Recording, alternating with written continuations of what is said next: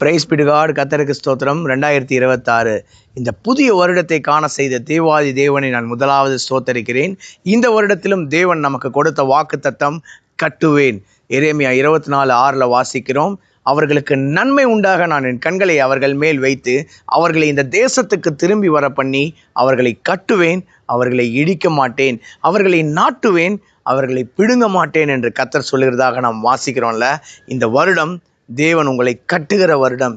தேவனாகிய கர்த்தர் நம்மை கட்ட நாம் இந்த வருடத்தில் என்ன செய்ய வேண்டும்?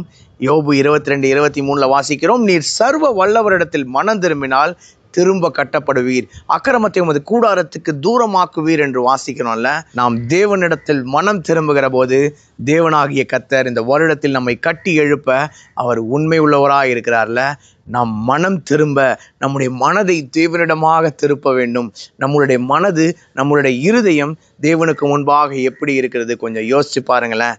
தாவீதை தேவன் தன்னுடைய இருதயத்துக்கு ஏற்றவனாக கண்டபடியினால் தாவீதுக்கு ஒரு நிலையான வீட்டை கட்டி எழுப்பியதாக நாம் 2 சாமுவேல் 7ஆம் அதிகாரத்திலையும் 1 நாளாகவும் 17ஆம் அதிகாரத்திலையும் வாசிக்கிறோம்ல.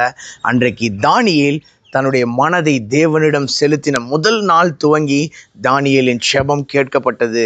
தானியேலை தேவன் 120 தேசாதிபதிகளுக்கு மேலாக உள்ள 3 பிரதானிகளுக்கு தலைமையாக மாற்றியதாக நாம் வேதத்தில் வாசிக்கணும்ல. நாமும் இந்த வருடத்தில் நம்முடைய மனதை, நம்மளுடைய இருதயத்தை தேவனிடமாக திருப்புவோம். தேவன் நம்மையும் கட்டி எழுப்புவார். என்னுடைய வாயின் வார்த்தை, என்னுடைய இருதயத்தின் தியானங்கள் கர்த்தருக்கு முன்பாக பெரிதியாக இருக்கட்டும். கர்த்தருக்கு சித்தமான இன்னொரு வீடியோ பதிவில் நாம் சந்திப்போம். God bless you all. Thank you so much.